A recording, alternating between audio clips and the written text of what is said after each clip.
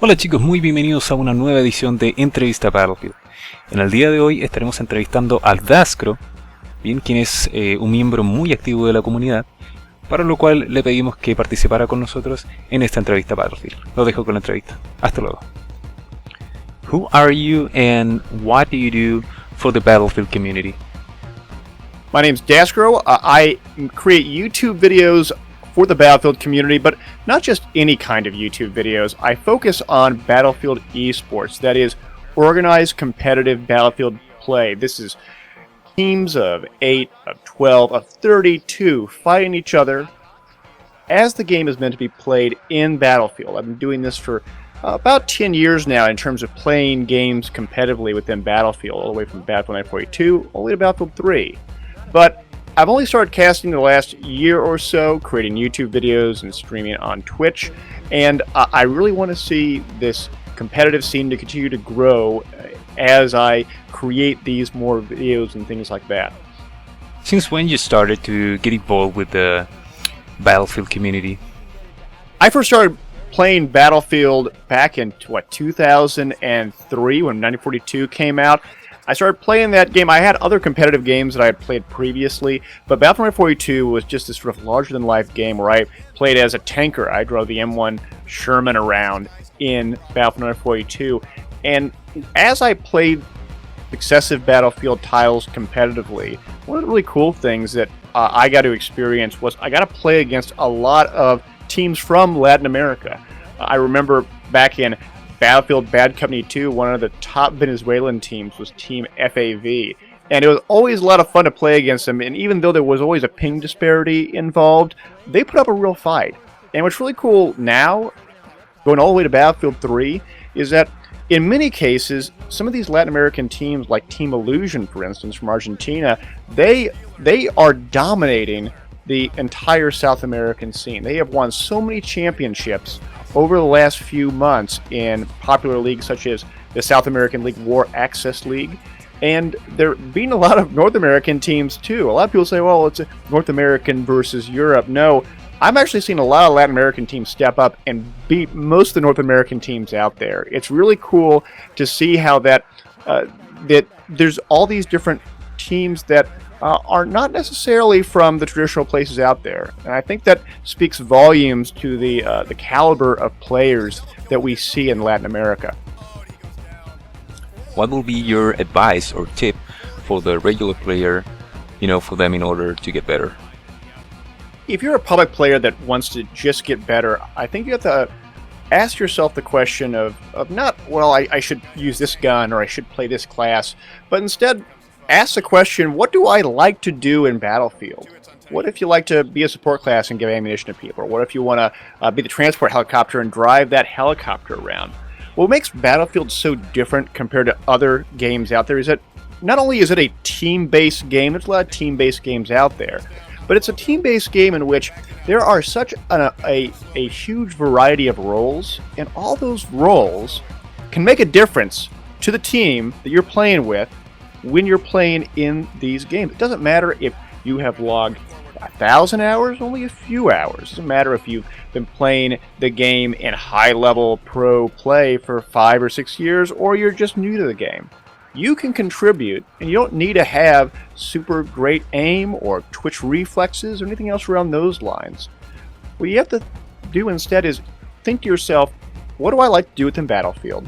How does that help my team as we play the objective, be it we're playing Rush and trying to destroy those MCOMs, or just trying to capture those points on Conquest?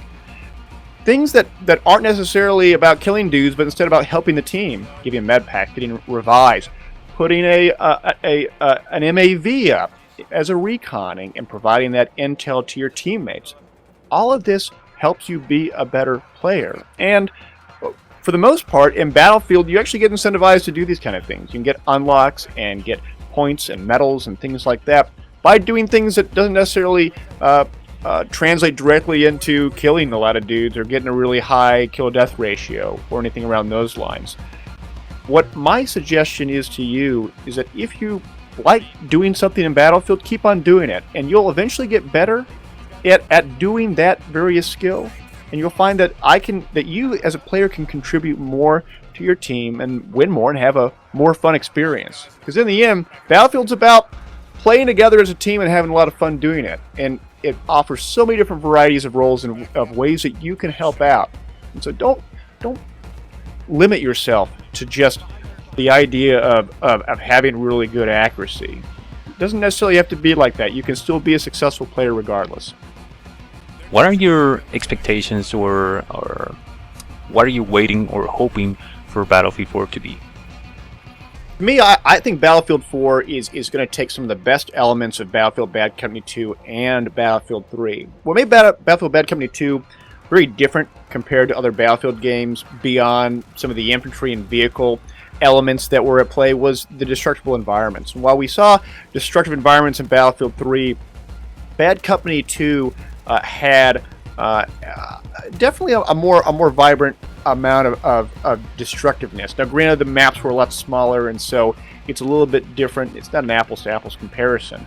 But what I thought was so cool about Battlefield 3 is that it really was this rock, paper, scissors concept of infantry are really good at taking points and killing other infantry, but they're not that good at shooting down helicopters. Helicopters are really good at killing tanks, but are not that good against shooting jets. The jets are really good at shooting the helicopters. This big sort of rock, paper, scissors circle of hard counters. I think that is just one of many elements that makes Battlefield such a different game. And when we can combine the destructive elements of Bad Company 2 with the team-based hard counter system of Battlefield 3, so that we have balancing not just among the vehicles as their relationship with one another, but also among the classes, we're going to have an experience instead where it's Battlefield 4 as a game will allow us to have more fun on the battlefield. It means that when we join a server, we know that we're going to have a fun experience, as opposed to the question of whether we are going to have a fun experience. To me, that's what makes Battlefield 4 so cool, is it's going to have this experience, as well as, and for my own personal pleasure, I am really excited about the fact they're going to have spectator tools. You're going to have commander mode. You're going to have all these things that make Battlefield a more competitive title within esports, but also a more varied experience. For those that were from the Bad Company 2, the Battlefield 2 days, you had Commander, and Commander was such an interesting feature because some guys want to have more of an RTS feel, real-time strategy feel, to their Battlefield game. And Battlefield 4 bringing it back, I'm so excited about this. It's going to be fantastic. We talked about the Latin American community, the Latin American teams. You know a lot about them. You probably shared with them some matches, streaming, and stuff like that. What are you expecting from the Latin American community now that EA is moving towards Latin America? Well, I think a lot of the foundation for the Latin American community is already there. We already have a lot of dedicated teams within the competitive community that are playing one another. And as more popularity takes hold within Battlefield 4 in Latin America, we're going to see even more teams show up. And in this, we're going to see more competitive events, more cash tournaments, more even live events perhaps. And hopefully, I hope to see a lot more Latin American commentators like myself, but instead of speaking English, speak Spanish and cast those matches between those Latin American teams. Because at its core, the esports is very local. And when you have local teams, local be it within a country or be it within a continent, when you have these local teams, it creates this sense of community, which is, in my view, one of the end states that really has to be there for a competitive game to exist. And when Battlefield 4 is as popular as it most certainly will be in Latin America, we'll have this vibrant scene. It won't just be Daskro commentating on this. It'll be Latin American teams casted by Latin American players and casters playing in events and having a great experience in the process.